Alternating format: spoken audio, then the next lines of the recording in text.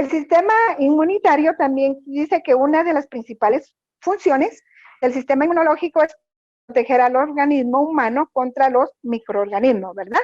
Ya habíamos mencionado, todos los microorganismos que ingresan a nuestro cuerpo van a hacer a que nuestro cuerpo sea ahí sí que afectado, y entonces por eso vamos a encontrar entonces a través del sistema inmunitario una respuesta inmunitaria, ¿verdad? Y entonces esa respuesta inmunitaria dice la reacción coordinada de los componentes del sistema inmunitario.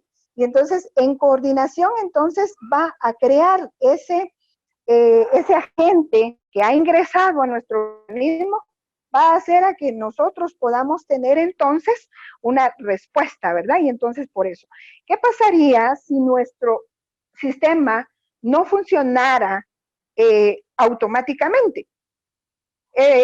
Todo microorganismo que ingresara a nuestro cuerpo nos haría a que nosotros permaneciéramos enfermos todo el tiempo.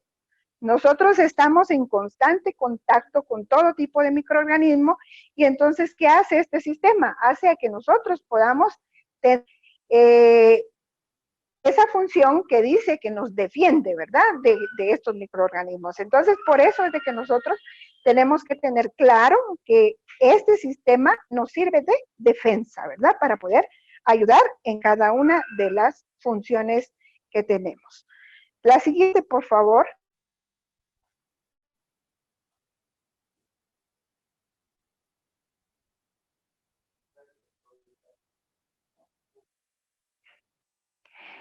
El sistema inmunitario dice que si bien todos estos órganos actúan como escudos protectores, hablamos de todos los órganos, ya hablamos de cerebro, ya hablamos de ganglios, ya hablamos de glóbulos blancos y todo lo que mencionábamos en las diapositivas anteriores. Para evitar, dice, que entren sustancias y elementos que puedan causar alguna enfermedad. Los verdaderos defensores del cuerpo se localizan en la sangre, siendo ellos el principal, que son nuestros glóbulos blancos, ¿verdad? Por eso le llamamos todo un ejército de glóbulos blancos. ¿Qué pasa cuando una persona se infecta o entra un microorganismo que le puede ocasionar daño? Esto hace a que los glóbulos blancos aumenten de su límite, y entonces por eso es de que van a actuar. Nuestros glóbulos blancos en nuestra sangre, si sacamos una hematología, sabemos, ¿verdad? O recordamos que tenemos una cantidad de 5.000 a 10.000 unidades por decilitros. Cuando esto sobrepasa a esa unidad, ya está dando pauta de que el paciente está teniendo problemas y que hay un microorganismo que sí va a ocasionar daño, y entonces ellos están pidiendo ayuda, ¿verdad? Y entonces es una manera de cómo detectar esta posible invasión. De la defensa de los estados del exterior, sucias peligrosas. ¿Por qué vías o por qué nos pueden ingresar? Y principalmente pueden ingresar a través de la boca, a través de la piel, pueden ingresar a través de las vías respiratorias, y esas son las que van a invadir y son las que muy comúnmente podemos encontrar, ¿verdad?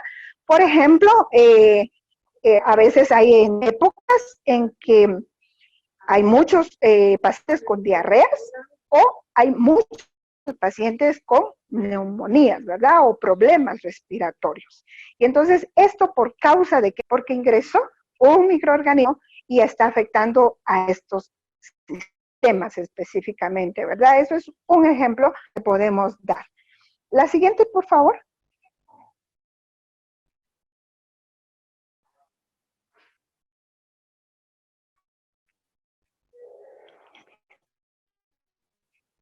Bueno, dentro de los componentes del sistema inmunológico, vamos a hablar los que en realidad van a actuar específicamente como nuestros protagonistas, ¿verdad? Y entonces vamos a hablar acerca de lo que es la médula ósea.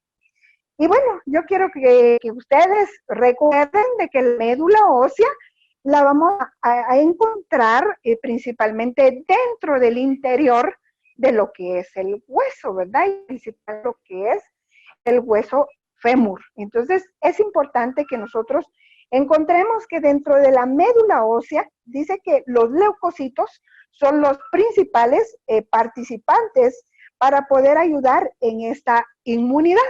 Y entonces, estas células sanguíneas, principalmente hablamos de los leucocitos, van a tener dos en conjunto con la reproducción que pueda tener estas células, van a tener comunicación con los linfoides. Y los linfoides esos se van a generar en lo que es la célula madre. Y estamos hablando, regresamos otra vez a hablar de lo que es la médula ósea, ¿verdad? Que estas células vamos a encontrar entonces dentro de los linfoides dos tipos de linfocitos que van a actuar principalmente en lo que es el mecanismo de defensa para esto, ¿verdad? Y entonces las células, los linfocitos principalmente, vamos a recordar que estos van a hacer a que los linfocitos B van a hacer a que estas células, principalmente las células de la médula ósea, puedan madurar. O sea, ayuda para que estas células principalmente maduren. Y luego estas puedan salir, cuando ya están maduras, dice que van a salir hacia el exterior. ¿A través de qué? Van a salir a través de la circulación sanguínea, ¿verdad? Y entonces a través de ellas van a ir ese ejército realizando su función. Hablamos también de los linfocitos T. Y los linfocitos T dice que se desplazan de la médula ósea hacia el timo para poder enviar a esos linfocitos B y ayudarlos a que lleguen a su maduración, ¿verdad? Con distintas funciones. Y vamos a ver cada uno un poquito más amplio el resumen en las siguientes diapositivas. Tenemos también al tejido linfoides, y dentro de esos tejidos linfoides están principalmente los que detectan a ese cuerpo extraño que ha ingresado a nuestro organismo, como son los ganglios linfáticos. La siguiente diapositiva, por favor.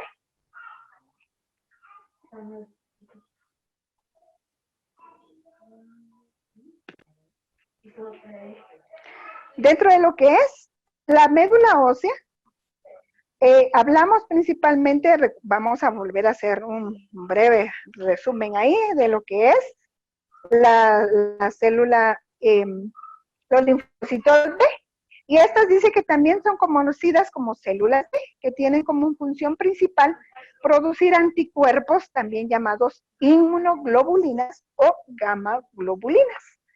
Y estas sustancias las a detectar principalmente cuando se realizan laboratorios, ¿verdad? Exámenes de laboratorios para poder determinar qué está pasando con el organismo del ser humano. Los linfocitos B se desarrollan de células primitivas. También ya recordamos que mencionamos que es la célula madre y la podemos localizar, ya dijimos, dentro de lo que es la médula ósea. Cuando estas células, o sea, los linfocitos B maduran, se encuentran en la médula ósea para luego ser trasladados a la circulación a través de nodos linfáticos, vasos y ciertas áreas del intestino, y en menos extensión, dice que en el fluido sanguíneo. Entonces, estos van a ser trasladados, como dice ahí en nuestra diapositiva, para poder realizar entonces su función y poder estar como vigilantes, ¿verdad? En su mismo nombre lo decía, al inicio lo mencionamos, para poder defendernos cuando estemos en contacto con algún microorganismo. La siguiente, por favor.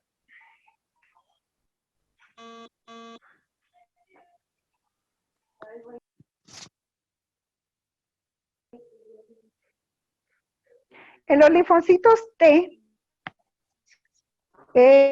los linfocitos T es llamadas células T. Son otro tipo de inmunológicas y los linfocitos nos producen anticuerpos moleculares. Las funciones específicas de los linfocitos T son atacar directamente antígenos extraños como virus o hongos, tejidos trasplantados, y la segunda función, actuar como reguladores del sistema inmunológico. ¿Qué pasa? ¿Por qué van a actuar como reguladores? Bueno, la primera yo creo que sí la entendemos un poquito, ¿verdad? En donde dice atacar directamente. ¿Por qué?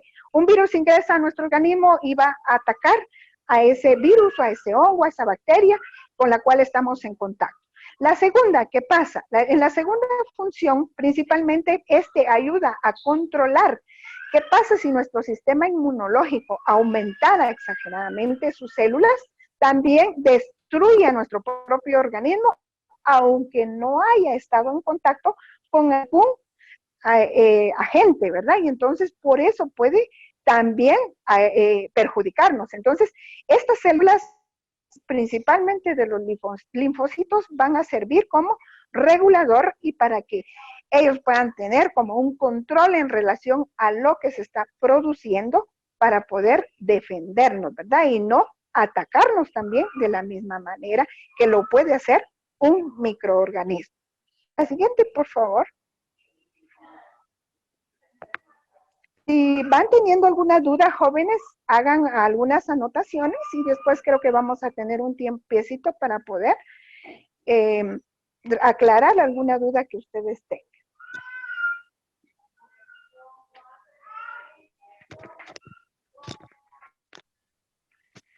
Bueno, hablamos también de los fagocitos. Los fagocitos son también, dice, los que dejan el fluido sanguíneo y se acumulan en los tejidos durante las primeras horas de la infección. Estos principalmente, por ejemplo, ingresa a nuestro organismo una sustancia. Vamos a hablar no de un microorganismo. Bueno, vamos a hablar de una sustancia. Por ejemplo, una inyección, algo muy sencillo. Una inyección intramuscular. A veces decimos, ¿verdad? Ay, pobrecito nuestro paciente, no vamos a utilizar una aguja grande, mejor una pequeña. El líquido que estamos administrando está específicamente para que su mecanismo de absorción pueda llegar directamente al músculo, si estamos hablando de una inyección intramuscular. ¿Qué pasa si utilizamos una aguja más pequeña?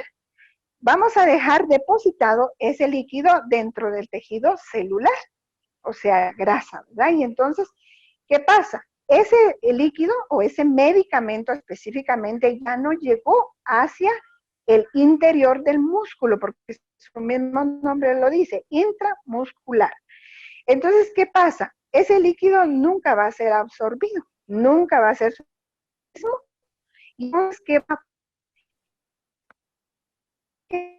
estar en el tejido? Entonces, los glóbulos van a aumentar sustancia extraña en el organismo. Como tienen que buscar sacarlo, entonces ellos tienen transformación y entonces ese líquido se va a transformar en pus, porque los glóbulos blancos actuaron para poder hacerlo en esa sustancia. Entonces, pasar entonces, luego viene el proceso, ¿verdad? Infeccioso, hasta que puede ser. Y entonces ya el paciente ya termina complicado por una mala administración de un hacen esa acción. Dice que los monocitos en la también cubren las paredes en órganos como el hígado y el vaso, ¿verdad? Entonces, por eso es de que tienen esa función principal. ¿Qué pasa cuando los microorganismos invaden hígado o invaden vaso? Ya vienen las complicaciones, como por ejemplo una hepatomegalia secundario a cualquier problema que nuestro paciente pueda o nuestra persona pueda estar teniendo, ¿verdad? Entonces, estos son un ejército importante dentro de nuestro sistema inmunitario. La siguiente, por favor.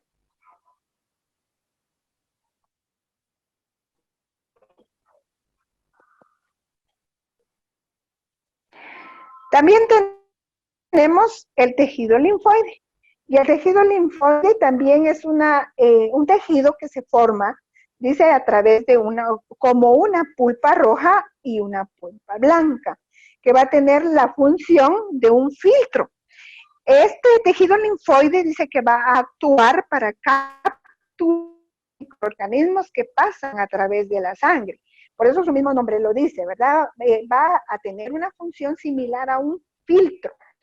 Entonces, ¿qué pasa cuando este fluido sale de los tejidos?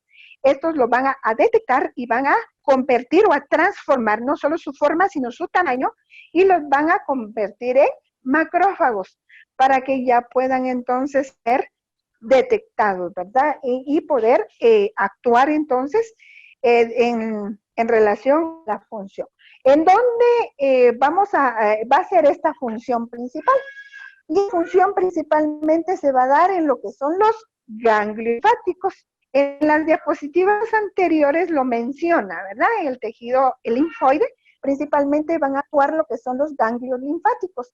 Y los ganglios linfáticos, atómicamente, ustedes recordarán que los vamos a encontrar principalmente en las axilas, en las regiones inguinales, van a ver también presentes en el intestino, en los bronquios, y entonces estos ganglios que van a pasar con cuando van a ser atrapados dentro del ganglio, a darse un proceso y crecen o aumentan, ¿verdad? Entonces, cuando en una persona se está sospechando de que tenga algún problema, principalmente en que se ve afectado el sistema inmunológico, en fin, vamos a palpar las regiones en donde vamos a localizar los ganglios. ¿Y cuáles son las palpables para nosotros cuando realizamos un examen físico? Ya mencionamos que van a ser en las axilas o en la región inguinal, ¿verdad? También vamos a encontrar en lo que es la región del adenoides, que vamos a localizarlo en la parte frontal de nuestro rostro, nuestra cara. Y hay otro sitio también en donde vamos a encontrar o vamos a poder no palpar, sino visualizar, y es a través de las amígdalas, ¿verdad? Entonces ahí vamos a encontrar entonces estos ganglios, y estos ganglios van a estar en un proceso inflamatorio. ¿Qué pasa cuando el médico quiere determinar qué está pasando? Pueden realizar un tratamiento, un medio diagnóstico a través de una biopsia. Y entonces extraen uno de los ganglios y entonces mandan a patología ese ganglio, y ahí va a regresar el resultado e indicando qué está pasando en el último y por qué se dio ese proceso inflamatorio dentro de ese ganglio, ¿verdad? ¿Qué tipo de microorganismo ese ganglio pudo atrapar? La siguiente, por favor.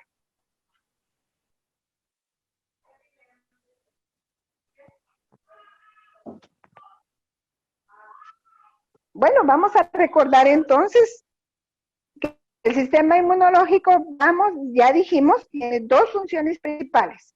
Y las vamos a resumir entonces en reconocer sustancias también llamadas antígenos, que van a ser extrañas del cuerpo, ¿verdad?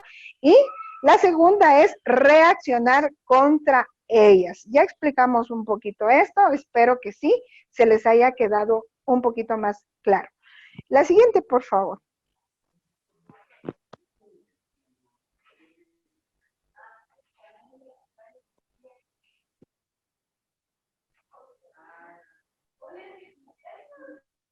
Bueno, acá nos habla de la función básica que tiene nuestro sistema inmunitario, y dice es eliminar el antígeno ajeno, como los virus y bacterias, para mantener la homeostasia.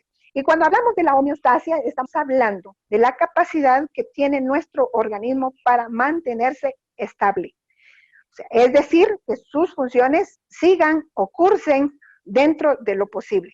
Les mencionaba, ¿verdad? Si este sistema no hiciera su función todo el tiempo, 24 horas del día, los 7 días de la semana y así sucesivamente, nos mantuviéramos enfermos. Y entonces eso no es posible, ¿verdad? Y entonces ustedes saben a veces cuando nuestro organismo ya no es capaz de contrarrestar o eliminar este agente, entonces, ¿qué va a pasar?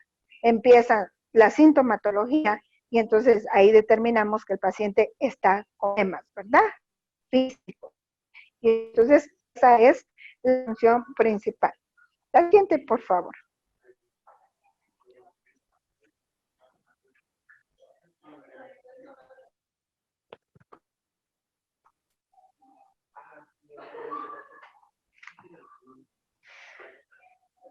Cuando hablamos de inmunidad, estamos refiriéndonos a la respuesta protectora específica del cuerpo ante el agente externo, o bien sea el microorganismo, ¿verdad?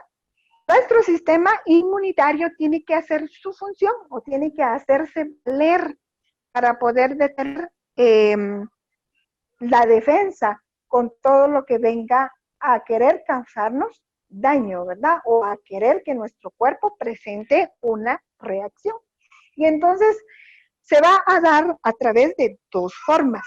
Y este tipo de inmunidad dice que la vamos a encontrar a través de la inmunidad natural.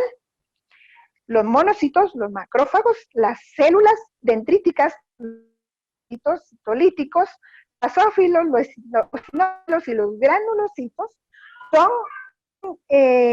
componentes o son todo un ejército en los cuales nosotros vamos a encontrar para poder ayudarnos. Esta inmunidad nos la da nuestro propio organismo. Y como ejemplo podemos tener la lactancia. Sabemos, ¿verdad?, que la lactancia materna es aparte de ser un alimento necesario, básico, indispensable para el bebé, también en la manera de cómo nosotros podemos ayudar a ese organismo desde muy pequeño, ayudarlo a crear inmunidad. Principalmente dentro de primero, o los primeros días de la lactancia, se da lo que es el calostro. Y entonces esa sustancia es muy importante o es un componente muy importante para poder hacer a que ayude al organismo de ese bebé principalmente a adaptarse a su nuevo hábitat, ¿verdad? Que es principalmente ya una vida extrauterina. Eso le va a ayudar, ¿verdad? Y eso va a beneficiar en muchas maneras en que ese bebé pueda empezar su crecimiento y su desarrollo con grandes beneficios. También tenemos la inmunidad adquirida. Esta inmunidad dice que se desarrolla previa a la exposición de un antígeno, como por ejemplo lo que es la vacunación o adquisición de una enfermedad. Si hablamos de vacunación, ustedes ya saben todos los biológicos que pueden ser introducidos en el organismo para que puedan crear entonces esa inmunidad. Pero también sabemos, ¿verdad? Si recordamos un poquito acerca de lo que es la vacunación, tiene sus reglas, tiene lo que nosotros tenemos que trabajar en relación a la vacunación. Sabemos que el biológico no puede permanecer sin una cadena de frío, ¿verdad? Y entonces, si violamos todos esos requisitos, si alteramos cada uno de esos componentes, ¿qué va a pasar? No vamos a crear esa inmunidad, ¿verdad? Entonces, vamos a vacunar, más no inmunizar, ¿verdad? Que son dos términos completamente diferentes. La siguiente, por favor.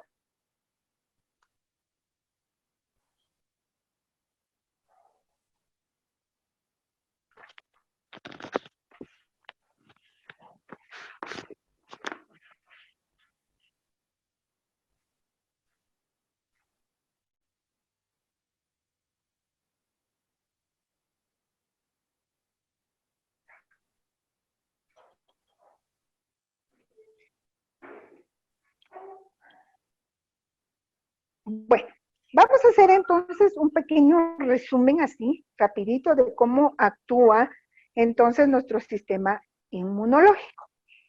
Y vamos a decir específicamente, ¿verdad? Que dijimos que nuestro sistema inmunológico, su fisiología, va a iniciar, o sea, su anatomía, perdón, va a iniciarse en lo que es la médula ósea. Y su fisiología empieza principalmente dentro de la médula ósea, se van a crear los linfoblastos, y ya lo habíamos mencionado, ¿verdad? Dentro de los linfoblastos también estos se van a tener dos capacidades, por decirlo así, y entonces van a tener una maduración dentro de la médula ósea, estos linfocitos, y van también a actuar a través del timo. Dentro de la maduración en la médula ósea vamos a encontrar los linfocitos B, y dentro del timo vamos a encontrar específicamente las células T reguladoras y las células T efectoras. Ya hablábamos un poquito acerca de lo que son las células T, ¿verdad? Que son los leucocitos importantes para establecer la respuesta inmunitaria. Y las células B van a ser importantes para la generación de la respuesta inmunitaria, es decir, que se crea y tenga su madurez o su capacidad para poder actuar, ¿verdad? ¿Qué se pretende con todo ello? En los linfocitos, por ejemplo, en las células T, perdón, vamos a ver que ellas van a actuar cooperadoras y supresoras y también citotóxicas. Y entonces esto va a ayudar a que se pueda dar entonces la función específica o tener una respuesta celular esencial en lo que es la respuesta inmunitaria. ¿Todo esto para qué? ¿Para qué sirven estas células? Para que a través de estas células se puedan crear entonces anticuerpos. Y al tener estos anticuerpos, ¿qué van a hacer entonces? Vamos a esperar entonces una respuesta celular, ¿verdad? Y entonces esta respuesta va a servir principalmente para que nuestro organismo pueda actuar.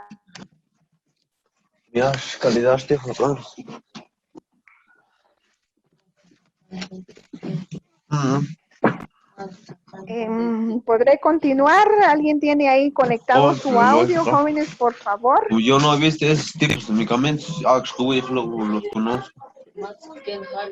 Ah, sí, Por favor, jóvenes, ingresen en silencio, disculpen que nos interrumpen. Bueno, vamos bueno, ya hicimos un breve resumen acerca de lo que es el sistema inmunitario. Vaya, ya te señala.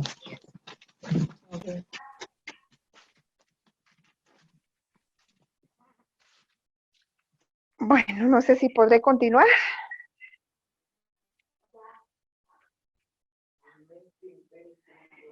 Menfield Pérez, por favor, revise ahí su ingreso, que tiene conectado su micrófono. ¿Será que podrá apagarlo, por favor?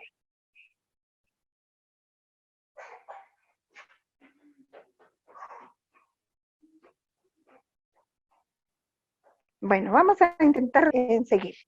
Bueno, vamos a ver ahorita específicamente una patología que afecta a este sistema. Y creo que es una patología que ya es muy conocida por todos ustedes. Vamos a hablar acá a ver la siguiente diapositiva, por favor.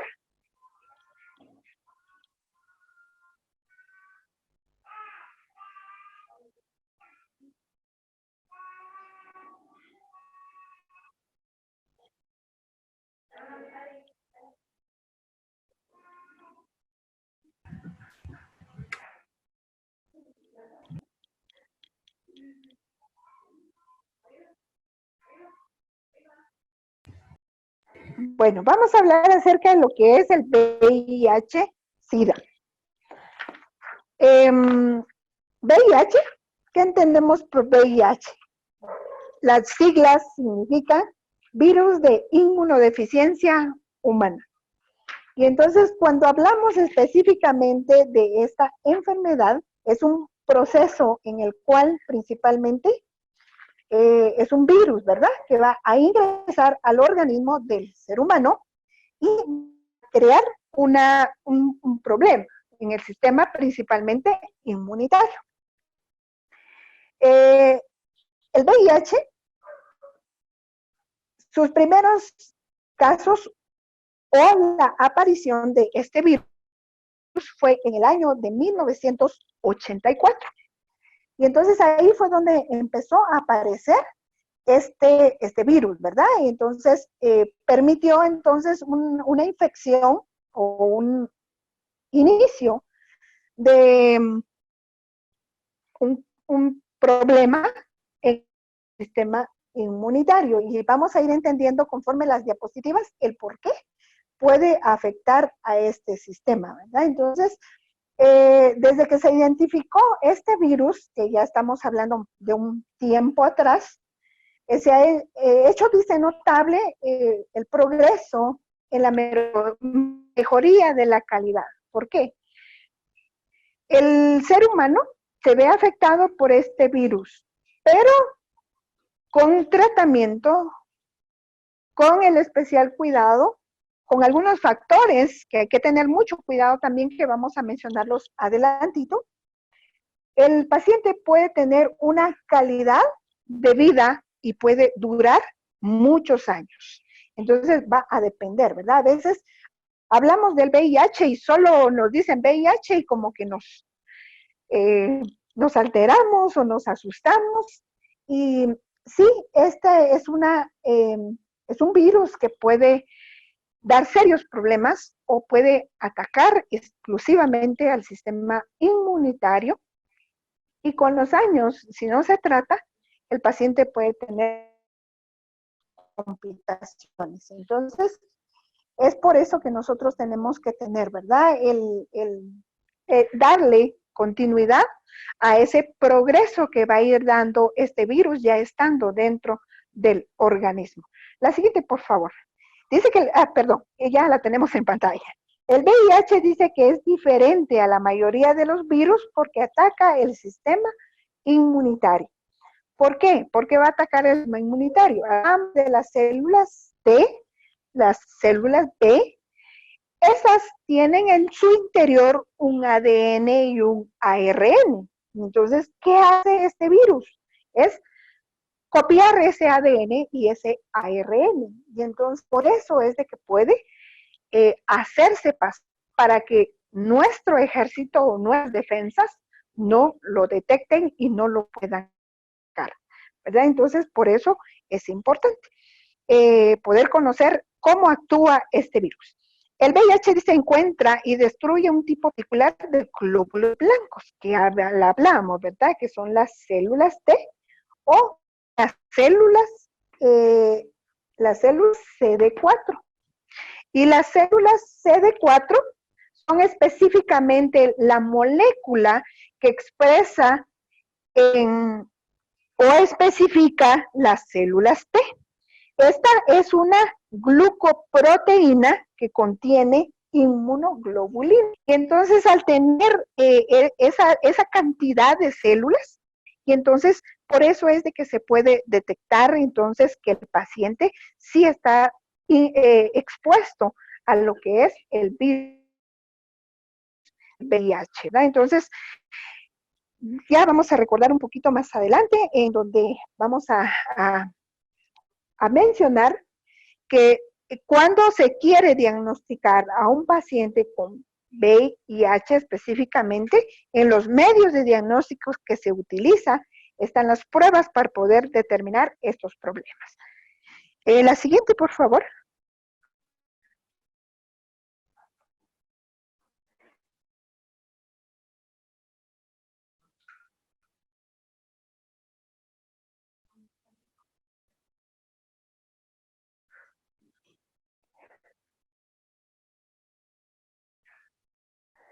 Bueno, cuando hablamos específicamente de SIDA, dice que el SIDA representa la etapa final de la infección por el VIH.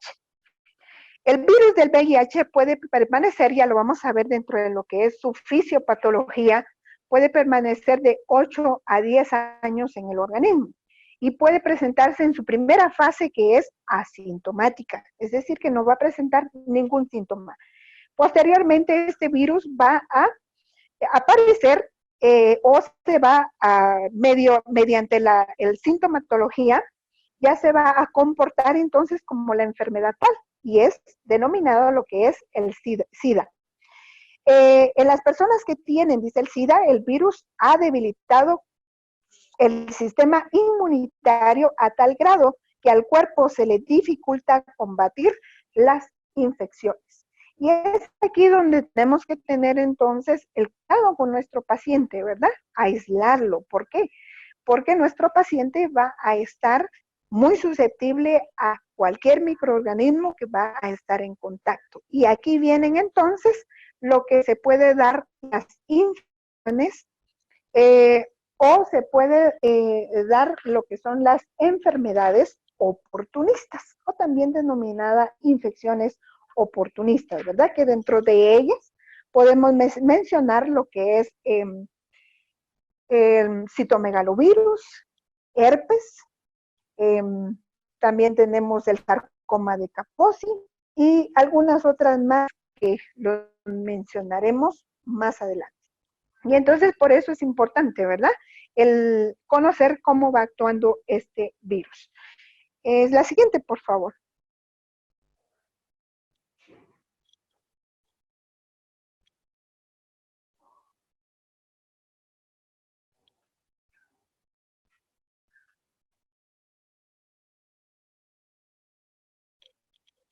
Dentro de su etiología dice que tienen la información para multiplicarse, carecen de los medios para ello.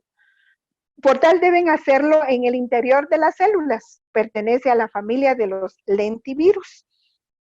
¿Esto qué significa? Que puede estar en el estado de latencia. Y latencia significa que el paciente va a estar sin respuesta y sin manifestarse. Y entonces dentro de nuestro organismo, ¿verdad? Y entonces por eso es de que se dan las fases, que ya vamos a ver nuestras fases un poquito adelante, y entonces por eso es de que el organismo no lo puede detectar a menos de que se haga una prueba para poder saber si ese virus ha sido introducido en el organismo, ¿verdad? ¿Por qué razón? Porque ya mencionábamos que puede permanecer un tiempo inactivo, ¿verdad? Y eh, no presentar síntomas en el propio paciente. La siguiente, por favor.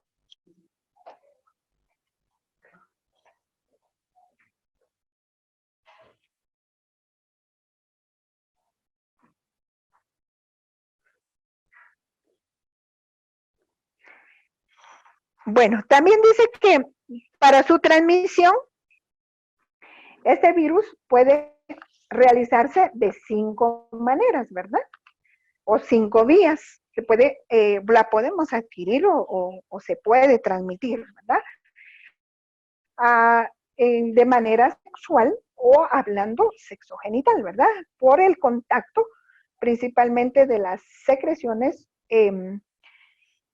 o los fluidos corporales que podemos como seres humanos en cualquier momento, ¿verdad?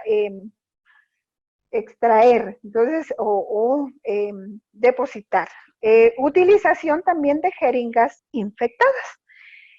Cuando apareció este problema o este virus, se dejó de reutilizar jeringas, ¿verdad? Anteriormente sí se hacía, pero cuando se determinó que este era un mecanismo de transmisión, fue que se dejó de usar. Y por eso es de que con el paciente, las personas tenemos que tener el cuidado de que tenemos que utilizar jeringas específicamente desechables, ¿verdad? Un solo uso, una sola persona.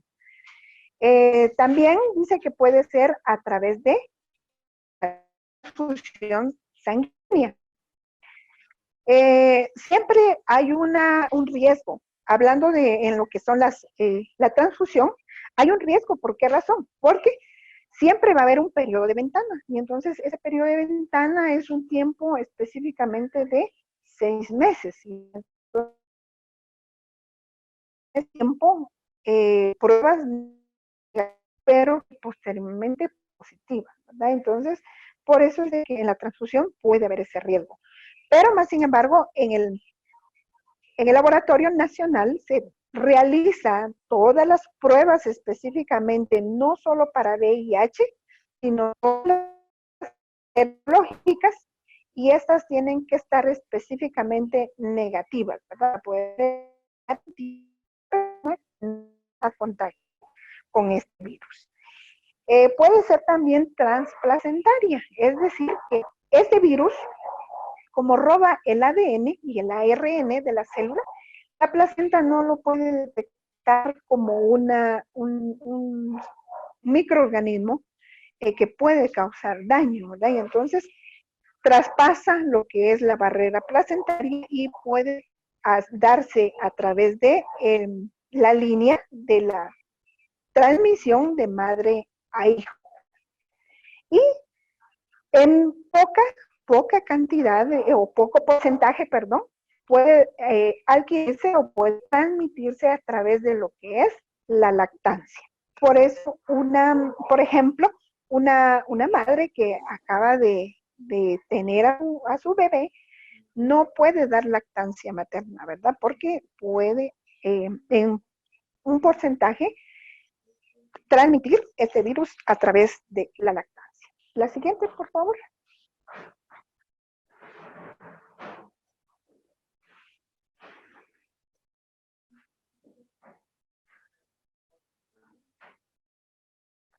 Dentro de su fisiopatología de este virus, hablábamos que se puede dar en 4 fases, ¿verdad?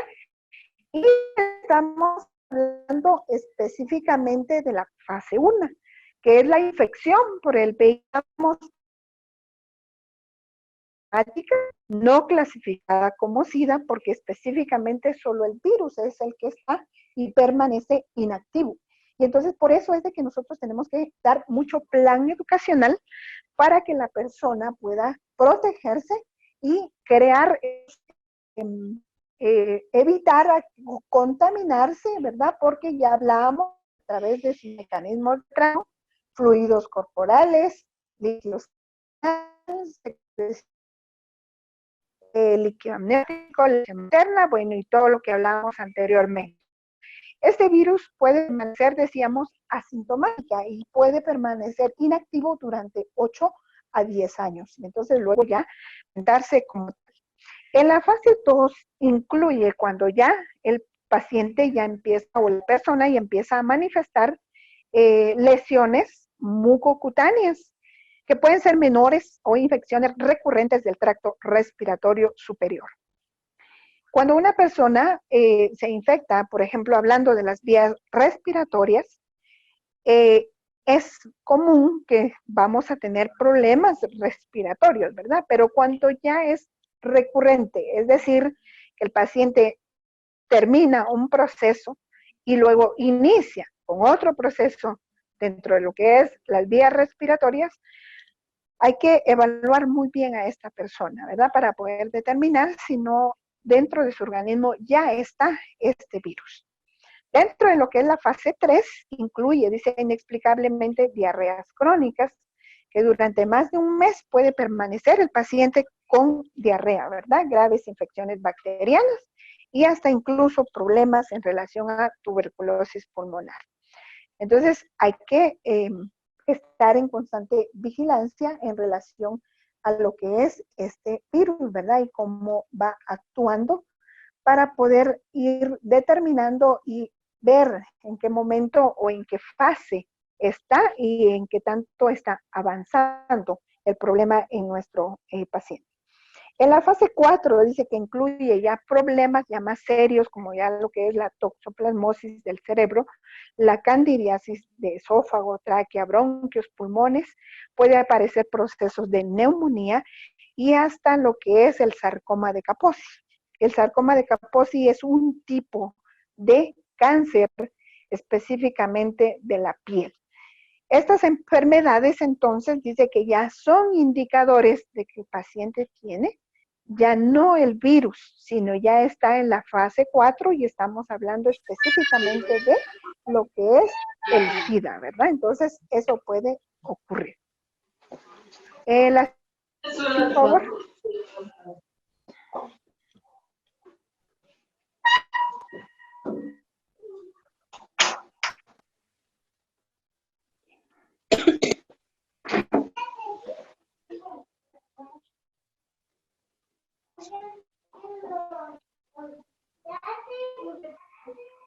Tenemos ahí un dispositivo que acaba de ingresar uno de los estudiantes. Por favor, controlen el micrófono. Un Huawei P20 Lite, por favor. Vean ahí el audio.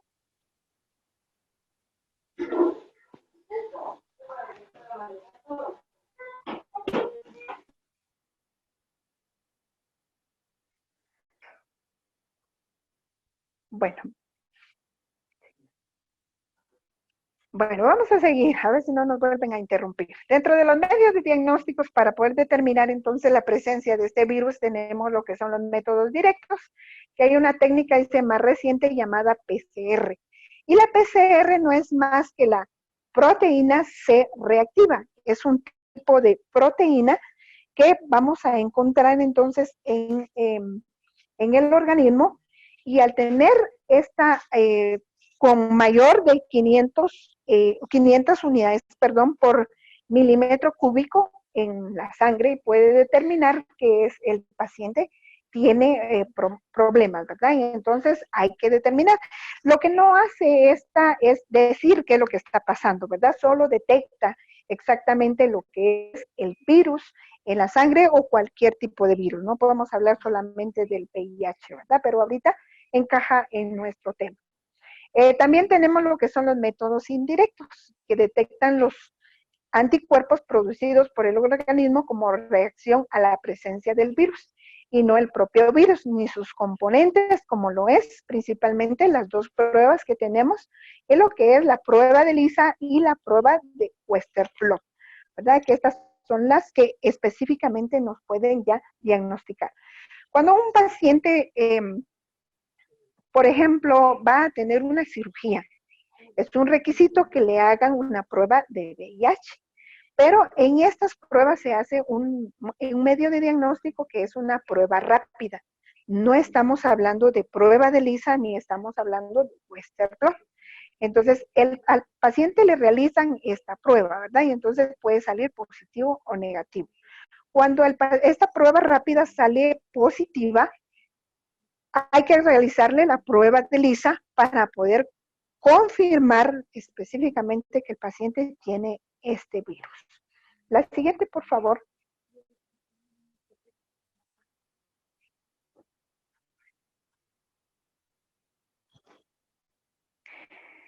En relación al tiempo, por favor, me indican si voy muy despacio, voy muy rápido.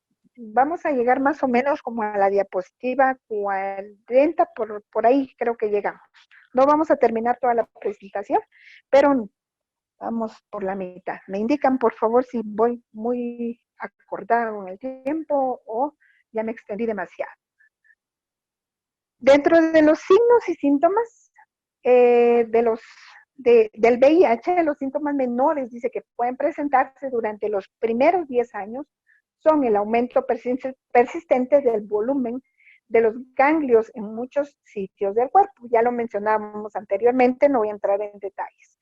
La pérdida de peso, que puede ser superior al 20% del peso corporal.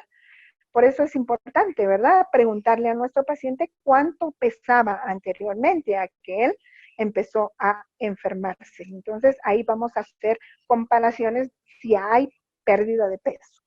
Aumento de la temperatura corporal, y esto principalmente va a ser en la noche. Y entonces acá el paciente va a tener, o la persona va a tener sudores nocturnos. ¿Por qué? Por el aumento de la temperatura corporal, que específicamente va a ser nocturno, ¿verdad?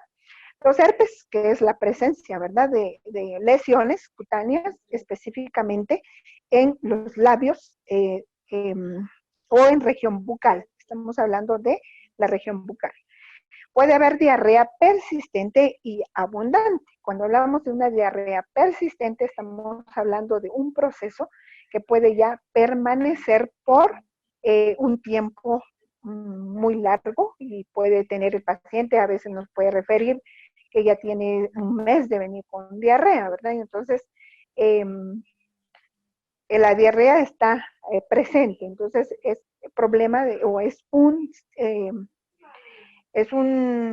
signo y un síntoma que nos va a ayudar a determinar entonces. También está la meningitis, que no es más que la inflamación de las meninges, que es la capa que protege, ¿verdad?, nuestro cerebro, y entonces es importante poder determinar si hay lesión o específicamente un proceso inflamatorio en esta área. Otros síntomas también más graves son algunos cánceres, y ya mencionábamos acerca de lo que es el sarcoma de Kaposi, que es la lesión específicamente de la piel y es un tipo de cáncer, ¿verdad?, que puede determinarse. Bueno, dentro de lo que es el tratamiento,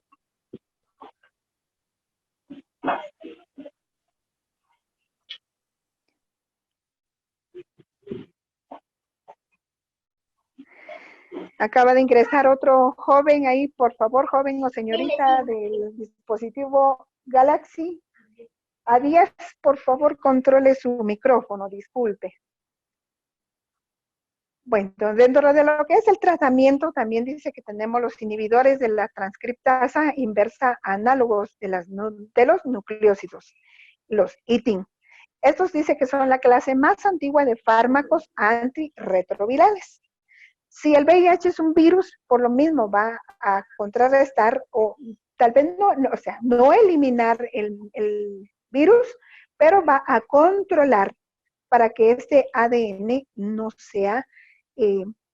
pueda copiarse o seguirse copiando dentro de cada una de las células, y entonces esto va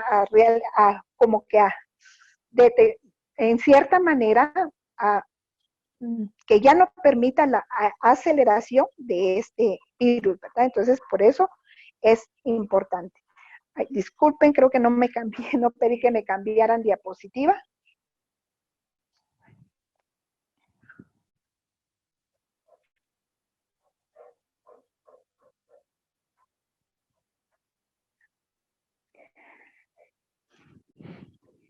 Bueno, estos decíamos, ¿verdad?, que son fármacos que van a bloquear la capacidad que tiene este virus del VIH para poder copiar ese ADN de lo que es principalmente la célula T, ¿verdad?, que ya mencionábamos anteriormente un poquito en lo que es la anatomía y fisiología. La siguiente, por favor.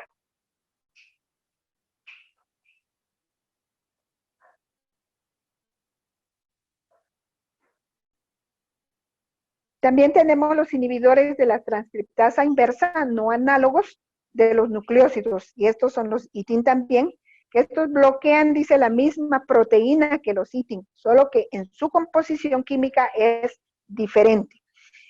No se emplean en combinación con los ITIN porque tienen sus efectos, y entonces el paciente puede presentar también complicaciones como, por ejemplo, recaer a lo que es una insuficiencia renal. Entonces, el paciente desarrolla resistencia también a ellos y lo puede desarrollar muy rápidamente, ¿verdad? Entonces, en lugar de ayudar a esa aceleración, vamos a hacer a que el virus pueda seguir su curso y pueda seguir afectando principalmente al sistema inmunitario. La siguiente, por favor.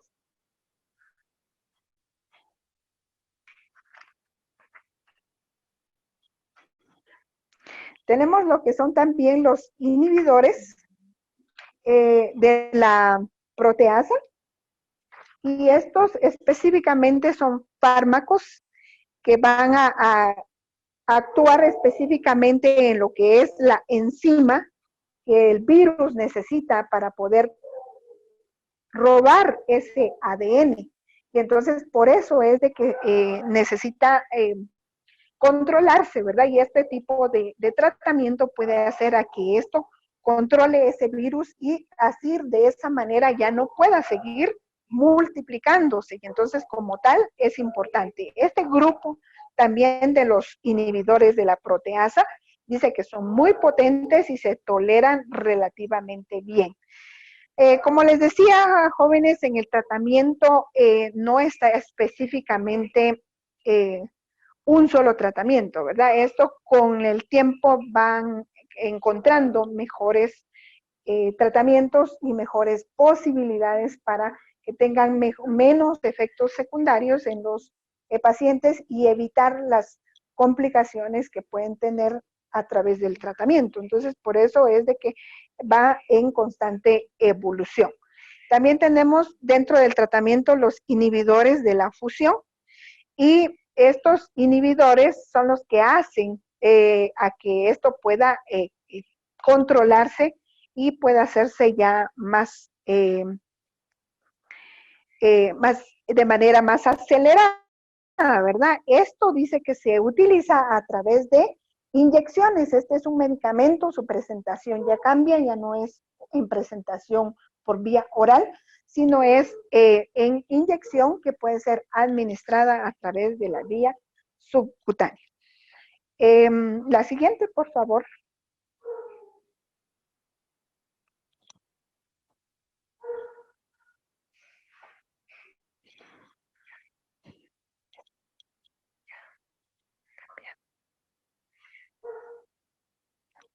Bueno, tenemos también, ya había mencionado la de esta diapositiva, se me olvida pedir que me cambie la diapositiva, pero voy a volver a los otros, lo que son los inhibidores y los inhibidores, ¿verdad? Que ya lo había explicado. Por la siguiente. Dentro de las complicaciones que puede tener este virus en el sistema inmunitario, podemos encontrar lo que son las neumonías bacterianas recurrentes. Estamos hablando de pulmonar o la tuberculosis. Sabemos que no se puede el pulmón, puede darse en otros órganos. La demencia asociada al VIH, las diarrea o Cryptosporidium, que son un tipo de esporas que puede ocasionar este problema y dar esa diarrea, como mencionaba, dentro de su sintomatología, que puede ser de manera persistente. Está también el sarcoma de Kaposi, que hablábamos acerca de un tipo de cáncer que puede darse a través de la piel. El cáncer cérvico-uterino invasivo y la infección diseminada por micobacteria no tuberculosa. Entonces, estas son las complicaciones que puede tener una persona que puede estar dentro de lo que es, o sea, haberse contaminado, perdón, con este virus, ¿verdad? Y haber adquirido propiamente ya lo que es el VIH. Recordando, ya mencionábamos que estar a través de un tiempo prudencial. Dentro de lo que es las responsabilidades de enfermería, aplicamos lo que es el proceso de enfermería. ¿Y cómo vamos a aplicar ese proceso de enfermería? Lo vamos a hacer a través de la atención que cada uno de nosotros como enfermeros o enfermeras vamos a darle a los pacientes específicamente con VIH o con SIDA, ¿verdad? Que dice que es un reto debido a la posibilidad de que cualquier sistema orgánico sea el objetivo de infecciones o cáncer, ¿verdad? Ya hablábamos dentro de la fisiopatología. Esta enfermedad se complica, dice más. Hay tres problemas o tres factores que pueden hacer a que el paciente pueda deteriorarse más rápidamente. Y lo que es el problema emocional, el problema social y los problemas éticos. ¿Qué pasa con un problema o con una persona específicamente que le diagnostiquen el VIH o específicamente que ya tenga el SIDA, ¿verdad? Entonces, emocionalmente el paciente no va a aceptar, principalmente por lo que la sociedad diga, por la discriminación que pueda tener y específicamente por otras cosas. En relación a lo ético, porque a veces una persona con VIH no quiere específicamente que se enteren porque ya sabe cuáles pueden ser las consecuencias o el aislamiento social que va a tener, ¿verdad? Entonces, a veces se nos va en mencionar, ¿verdad? El paciente de VIH o el paciente que tiene SIDA o no podríamos mencionarlo, ¿verdad? Entonces, el paciente tiene que tener entonces, o la persona debe de tomar sus propias decisiones en quién sí puede saber cuál es su diagnóstico y quién no lo puede saber, ¿verdad? Entonces, eso es lo que tenemos entonces. Entonces dice que esto viene a complicar más, entonces, ¿por qué? Porque nuestro mecanismo de defensa, ya hablábamos, se ve afectado y esto puede hacer a que haya mayores problemas. Dentro de la primera etapa de lo que es el proceso de enfermería, recordamos acerca de lo que es valoración.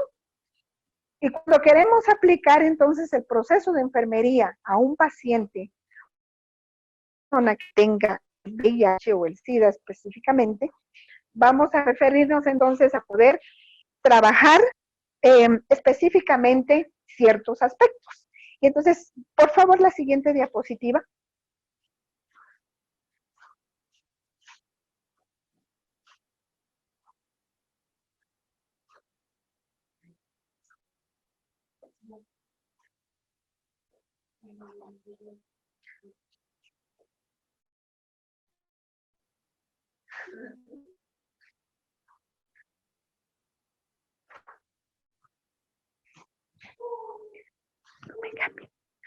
No me cambien ahí la diapositiva, por favor. Ahí estamos. Dice entonces que dentro de lo que es el proceso de enfermería vamos a encontrar entonces mencionada la valoración. Y la valoración decíamos que es la identificación de posibles factores de riesgo, ¿verdad? Y entonces vamos a buscar entonces esos factores de riesgo. Vamos a buscar también lo que es los antecedentes de prácticas sexuales. Vamos a hacer a través de la entrevista, a través de los medios necesitamos para poder recolectar toda nuestra información. Vamos a mencionar específicamente lo que son los antecedentes de prácticas sexuales, ¿verdad? Por ejemplo, en nuestra entrevista podemos mencionar si nuestro paciente o nuestra persona a quien estamos atendiendo tiene relaciones sexuales y si es con una sola persona o tiene varias parejas o qué tipo de relación sexual está teniendo, ¿verdad? Entonces, por eso es importante tomar en cuenta este aspecto. También tenemos acerca de lo que es la valoración del estado psicológico. Y en la valoración del estado psicológico sabemos, ¿verdad?, que esta persona que va a ser diagnosticada con VIH o SIDA se va a ver afectada psicológicamente. Entonces tenemos que tomar en cuenta mucho este factor para poder evitar a que nuestro paciente, su sistema inmunitario pueda ser debilitado más también. Dentro de lo que es también la valoración de todos los factores que afectan el sistema inmunitario. Esta valoración específicamente la vamos a hacer porque nuestro paciente va a tener esas condiciones referentes a su sistema inmunitario. Por ejemplo, no solamente puede tener VIH, puede tener otro diagnóstico que eso hace que se complique o se acelere un poco más el proceso. Vamos a valorar lo que es el estado físico. Y dentro del estado físico vamos a mencionar el estado nutricional, importante obtención de los antecedentes, principalmente alimentarios, y la identificación de factores que van a interferir con la ingestión oral, ¿verdad? ¿Por qué razón? Porque el paciente puede tener anorexia, náuseas, vómitos, puede tener disfagia y otros síntomas más que anteriormente no lo mencionábamos, pero sí se puede presentar. Vamos a valorar también lo que es a evaluar específicamente no solo la piel, sino vamos a evaluar mucosas en las cuales vamos a inspeccionar a diario, busca de evidencia de pérdida para poder encontrar ulceraciones o infecciones en relación a lo que es principalmente también es, por ejemplo, la región pineal, ¿verdad? Entonces hay ciertas áreas a las cuales vamos a ir en busca de esto. También está el estado respiratorio. Y el estado respiratorio lo vamos a valorar mediante la vigilancia que nosotros vamos a realizar en nuestro paciente si nuestro paciente está presentando tos, disnea, se está presentando expectoración, se está presentando también taquipnea, o puede estar presentando también producción de esputo, ¿verdad? Y entonces, o también en la auscultación podemos encontrar también ruidos o vamos a encontrar estertores, ¿verdad? Que podemos identificar entonces como algo o problema respiratorio en nuestro paciente. Si nosotros queremos también valorar el estado respiratorio, lo podemos realizar a través de la oximetría, que nosotros le colocamos al paciente un oxímetro, ¿verdad? De pulso, y los resultados nos van a indicar cómo está específicamente la función de lo que es el sistema respiratorio. También se puede buscar problemas a través de lo que es una radiografía. Y entonces la radiografía nos va a indicar si el paciente está teniendo problema respiratorio o consecuencia de un proceso tuberculoso también. La siguiente, por favor.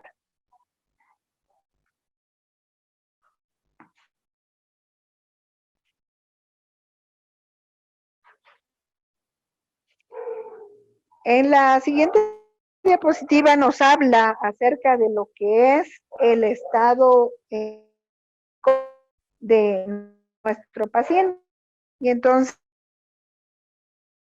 evaluar específicamente el nivel de conciencia que nuestro paciente va a tener, ¿verdad? La orientación que nos va a principalmente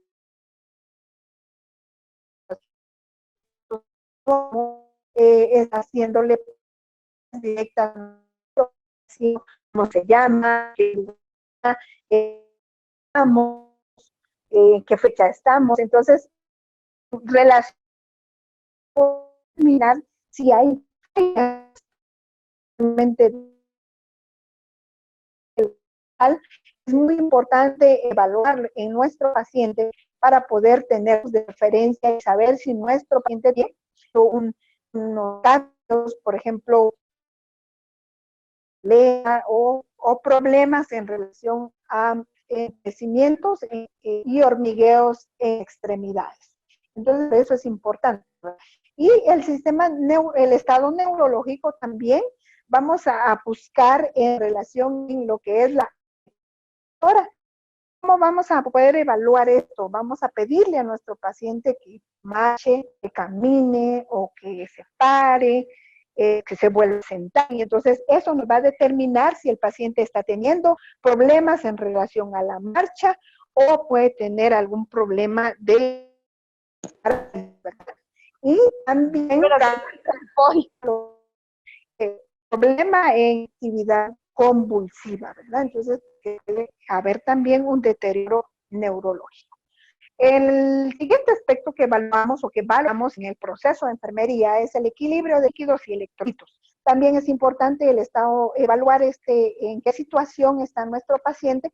¿Por qué? Porque el líquido y los electrolitos nos ayudan específicamente para poder mantener la función de la piel, de las mucosas, y que estas no sufran de resequedad, ¿verdad? Que se van a ver afectadas. La deshidratación es, se puede presentarse porque el paciente o puede perderse, el paciente va a tener también disminución de lo que es la diuresis, va a haber también hipotensión, puede haber hipotensión, y eso indica que nuestro paciente está teniendo un desequilibrio con los líquidos o principalmente con los electrolitos, ¿verdad? Y entonces este desequilibrio que puede tener nuestro paciente puede tener entonces problemas en relación principalmente con los electrolitos, que puede haber una hipopotasemia, una hipocalcemia, o puede haber también disminución en lo que es el magnesio, y esos son los principales porque tienen una función primordial. Como ejemplo, el potasio ayuda a que nuestro corazón funcione, ¿verdad? O pueda realizar sus palpitaciones. Entonces, por eso es de que es muy importante poder evaluar en la valoración de lo que es los líquidos y los electrolitos. También tenemos el nivel de conocimiento. El nivel de conocimiento es muy importante valorarlo. ¿Por qué? Porque a veces muchas personas no saben específicamente hasta dónde puede ser este virus muy peligroso en el organismo. Entonces, por eso es importante que debemos de buscar esa información, ¿verdad? De saber de cómo está nuestro paciente. Entonces, por eso es de que nosotros tenemos que ir en busca de cuál es el grado de conocimiento, no solamente del persona, sino el grado de conocimiento pueda tener incluso los amigos, ¿verdad? Es importante explorar realmente cuál es la de nuestra en relación a poder otros. A veces muchas personas no saben que este virus es muy peligroso, muy invasivo. A veces las reacciones que tenemos a veces con ustedes, a veces de enojo, de miedo, de vergüenza, ¿qué razón?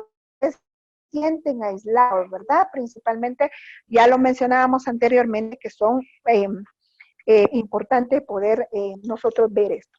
Dentro de lo que es el diagnóstico de enfermería, que es la segunda etapa de lo que es el proceso de enfermería, nos habla específicamente de realizar un listado.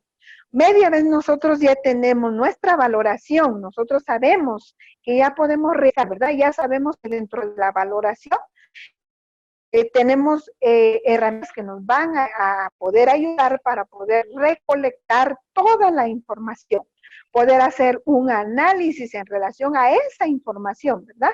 Y entonces poder nosotros ya priorizar. Y entonces media vez ya priorizamos, entonces pasamos a la segunda etapa del proceso, que es el diagnóstico de enfermería. Y entonces nosotros acá ya realizamos entonces un listado con todos los diagnósticos. ¿Qué tipo de diagnóstico utilizamos más comúnmente? Y es el de por su naturaleza. ¿Por qué razón? Porque es principal, ¿verdad? Que en lo que es la respuesta que nos va a dar la fisiología y la sintomatología que va a presentar. Entonces, por eso es importante, vas a realizar nuestros diagnósticos en relación a lo que es específicamente basándonos a lo que es por su naturaleza. Dentro de lo que es las intervenciones, perdón, dentro de lo que es específicamente los diagnósticos, nosotros vamos a ver, ¿verdad? Que nosotros vamos a poder determinar entonces media vez ya a ver entonces nuestro diagnóstico para poder específicamente nosotros ayudar a nuestro paciente. Por ejemplo, vamos a dar un ejemplo en relación a un diagnóstico. Y si hablamos acerca de lo que es la integridad de la piel, que ya me lo mencionábamos anteriormente, ¿verdad? Yo priorizo, por ejemplo, a ustedes o cuál prioridad le van a dar según los problemas que ustedes van a encontrar. Pero solo vamos a mencionar un ejemplo. Por ejemplo, el deterioro de la integridad de la piel. Esto es la respuesta que nuestro paciente está teniendo, es el deterioro de su piel. ¿Está relacionado con qué? Con las manifestaciones cutáneas que nuestro paciente va a tener. Por ejemplo, puede ser el sarcoma de Kaposi, puede ser herpes, pero no vamos a mencionar específicamente el diagnóstico médico, ¿verdad? No, lo vamos a mencionar como deterioro de la integridad de la piel relacionado con las manifestaciones cutáneas manifestado por la excoriación o lesiones de la piel. Y entonces, Ahí quedaría entonces un ejemplo de cómo nosotros podemos entonces redactar nuestro diagnóstico, ¿verdad? Para poder ya planificar y poder continuar con la tercera, ¿cómo se llama? La tercera etapa. La tercera etapa ya pasamos específicamente a lo que es la siguiente diapositiva, por favor.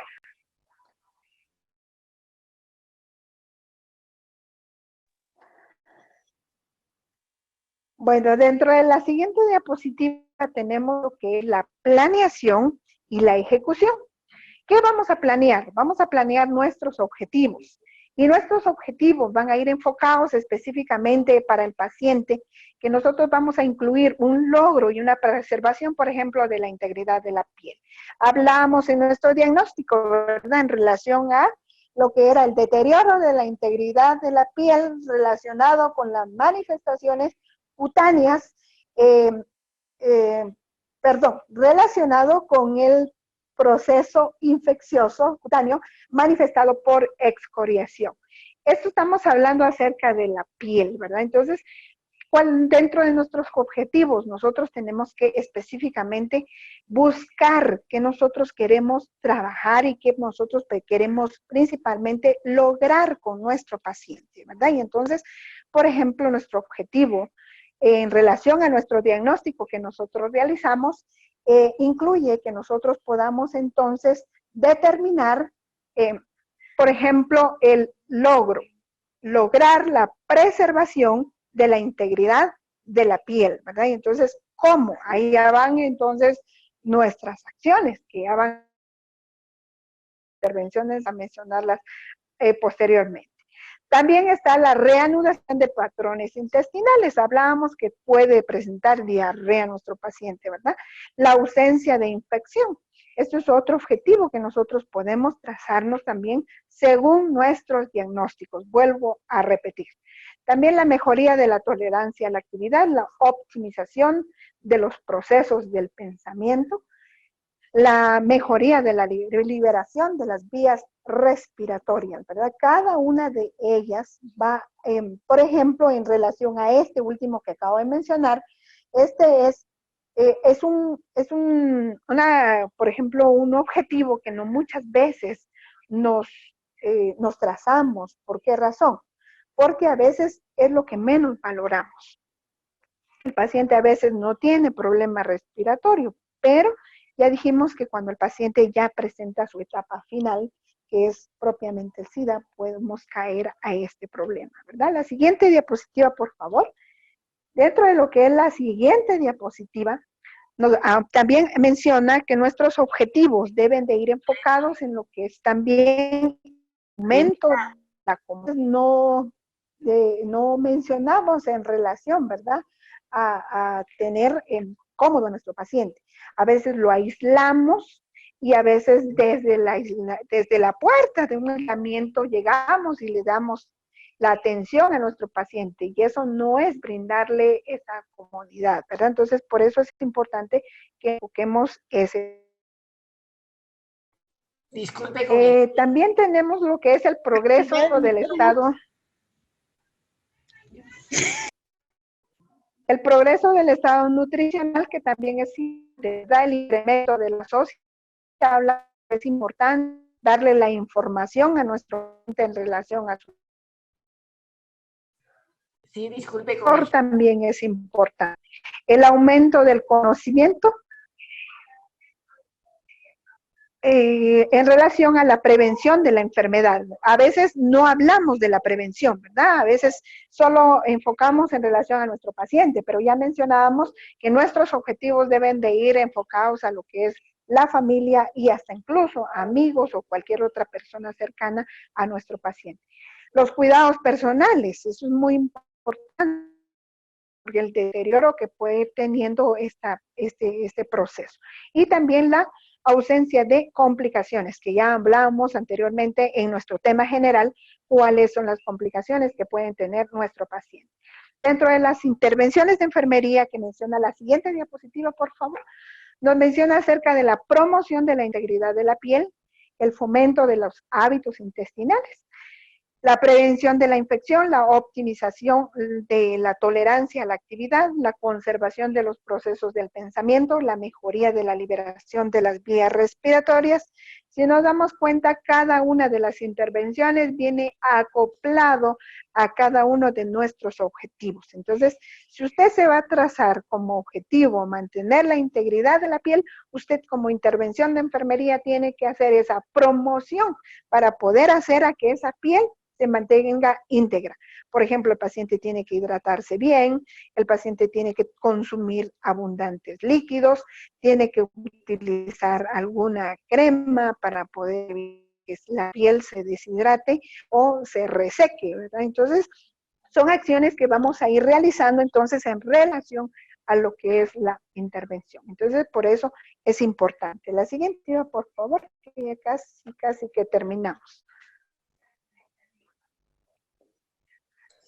También menciona a través de lo que es el alivio del dolor y las molestias, la optimización del estado nutricional, la disminución de la sensación de aislamiento, el afrontamiento del duelo, la vigilamiento de las posibles complicaciones y la promoción de la atención domiciliaria y en la comunidad, ¿verdad? Entonces, todas estas intervenciones, como les vuelvo a repetir, tienen que ir acopladas a nuestros objetivos que nosotros queremos entonces encontrar en nuestro paciente. Y ya por último tenemos lo que es la evaluación. La siguiente diapositiva, por favor. ¿Qué vamos a evaluar en el proceso? Y recordando nuestro proceso de enfermería, vamos a evaluar en relación a lo que es las acciones y el proceso. La aplicación del proceso de enfermería, solo lo voy a volver a resumir.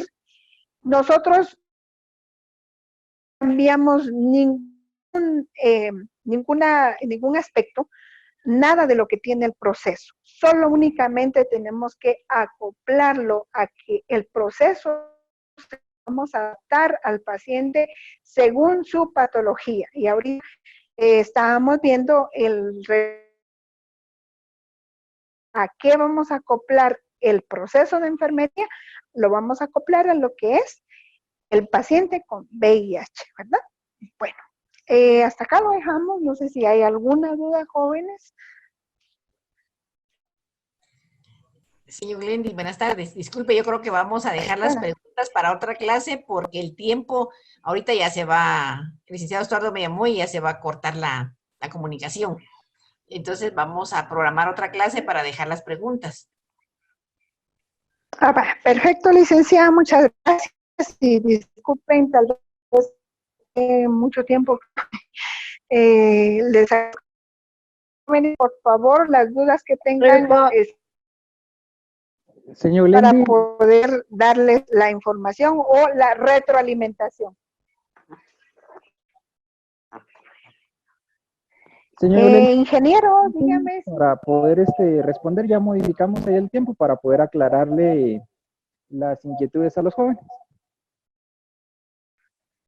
Sí, tenemos un poquito de tiempo. Y bueno, aprovechamos, por favor, tienen preguntas, ya saben cómo utilizar este sistema, ¿verdad? Yo voy a estar aquí atenta para ver si, solo que no me vayan a mandar muchas preguntas juntas. A ver, aquí tenemos la primera pregunta de Jairon. A ver, Jairon, ¿qué quiere preguntar?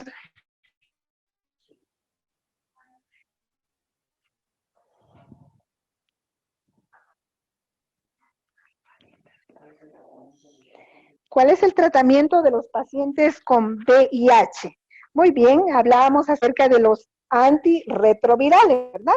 Y bueno, si hablamos de medicamentos, vamos a ir a encontrar una gama de medicamentos dentro de los que vamos a encontrar lo que es el lopinavir, el ritonavir y efiveranir, el tenofovir. Bueno, pareciera trabajar, ¿verdad? Esos son los medicamentos y son antirretrovirales. No dijimos que van a hacer a que el virus se muera o desaparezca, ¿verdad? Sino simple y sencillamente van a controlar para que el ADN que este virus copia de las células no se puedan ir reproduciendo. Entonces solamente controla, no vamos a encontrar un tratamiento curativo.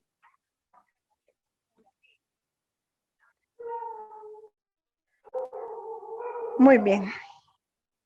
No sé si quedó Jairo conforme con la respuesta. Edna Gabriela está preguntando acerca de la planeación y ejecución. Son como metas para mejoría del paciente. Exactamente. Dijimos que vamos a planificar específicamente los objetivos. ¿Qué quiere usted trabajar con su paciente? Ya dábamos el ejemplo. Su paciente, su diagnóstico, o sea, todo ustedes saben en la secuencia que lleva el proceso de enfermería, ¿verdad? Si usted va a valorar, va a priorizar. Y usted ya buscó cuál es el problema que tiene su paciente. Entonces, ¿qué es lo que usted va a hacer? Va a realizar entonces su diagnóstico en base a su problema que usted detectó. Por ejemplo, el paciente tiene problema, decíamos, en relación a la integridad de la piel. Su diagnóstico fue relacionado a lo que es el deterioro de la piel, deterioro de la integridad de la piel, relacionado con las lesiones cutáneas por la infección manifestado por la excoriación, ¿verdad? Y entonces, ahí usted está haciendo su diagnóstico. ¿Cuál va a ser su objetivo? Y su objetivo específicamente va a ser o va a incluir el logro de la preservación de la integridad de la piel. ¿Qué intervención de enfermería va usted a realizar? Promoción para integridad de esa piel. ¿Y qué acciones vamos a hacer en la promoción? Por ejemplo, que el paciente, decíamos, se hidrate, que el paciente utilice alguna crema, que si el paciente es un proceso infeccioso en la piel, tenemos que hacer uso hasta incluso de antibióticos tópicos. Entonces, esto va a depender, ¿verdad? Y entonces la planeación viene en relación a eso. Vamos a ver otra pregunta. En el tratamiento dice si es el mismo o cambia según la fase. Decíamos que el paciente le van a realizar laboratorios, pruebas de laboratorio, ¿verdad? Y específicamente lo que es el CD4, que hablábamos acerca de la molécula. Cuando el paciente, el valor normal específicamente de la presencia de esta molécula es de 500 por milímetro cúbico. Y entonces cuando el paciente se excede en cierta cantidad, entonces específicamente va a ir diagnosticando según la fase. Y entonces el tratamiento va a ir también según la fase en la cual nuestro paciente va a ir a... tenemos otra pregunta. Dice, ¿puede dar una madre lactancia materna si es positiva con VIH? Mencionábamos que si la paciente es VIH positiva, la lactancia no se puede dar. Entonces, es lactancia artificial. Entonces, no puede dar la mamá lactancia materna porque ya veíamos que es está clasificado como dentro de los mecanismos de transmisión. Otra pregunta que tengo acá, ¿qué pasa cuando a una mujer está embarazada y está infectada con VIH? ¿El bebé nace infectado o no? Bueno, la paciente cuando se detecta con VIH, específicamente tiene que ser hospitalizada, se le inician sus antirretrovirales previo a que el bebé nazca y entonces se le administran sus medicamentos. Luego se resuelve por parto distóxico y a través, durante el tiempo que dure la intervención quirúrgica, se le continúa con los antirretrovirales. ¿En qué momento deja de pasarle los antirretrovirales? Cuando el bebé nace. Pinzando cordón, se cierra entonces los antirretrovirales para que ya no pueda seguir introduciéndose porque eso se quiere como tratamiento. No se considera como un tratamiento curativo, sino se considera como un tratamiento para poder hacer a que ese bebé, las células no se puedan reproducir, ¿verdad? Entonces, corre el riesgo de que sí puede tener el VIH, pero disminuye en cierta manera su capacidad, ¿verdad? Entonces, de reproducción o de copiar específicamente el ADN. Entonces, hay que hacerle un chequeo constante a ese bebé para poder saber si en algún momento puede el bebé iniciar con este virus o tener este virus.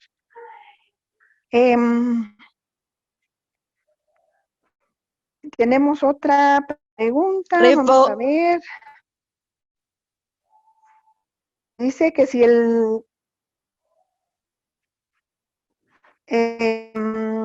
si una madre transmite al bebé el VIH como enfermeros, ¿qué cuidados le daríamos al bebé? Y hay una trata.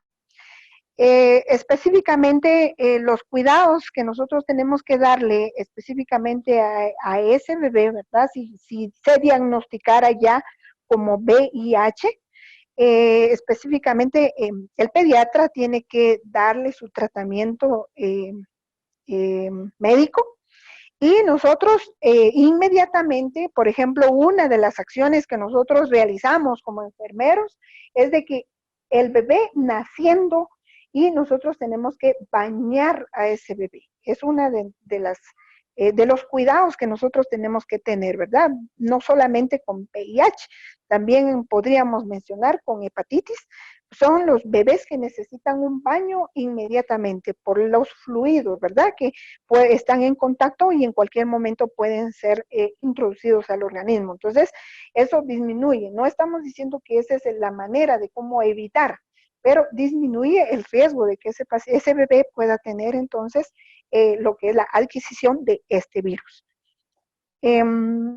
Lick dice, ¿será que puede repetir sobre los componentes del sistema inmunitario? Mencionábamos dentro de nuestras primeras diapositivas, ¿verdad? De los componentes inmunitarios que nosotros vamos a encontrar y mencionábamos lo que es la médula ósea y el tejido linfático. Son los dos componentes primordiales y dentro de la médula ósea ya dijimos que se divide o se crea lo que son las células B, las células T, ¿verdad? Que van a hacer su función. Y el tejido linfático va a hacer específicamente lo que es ganglios linfáticos, ¿verdad? Que son los que van a hacer su función específica para poder detectar cualquier microorganismo. Bueno, son las preguntas que puedo alcanzar a leer. No sé si hay alguien más. Si hubiera alguna pregunta que no quedó muy clara, pues podrían volvérmela a repetir o alguno ahí de mis colegas que estamos acá en línea también pueden ayudarme.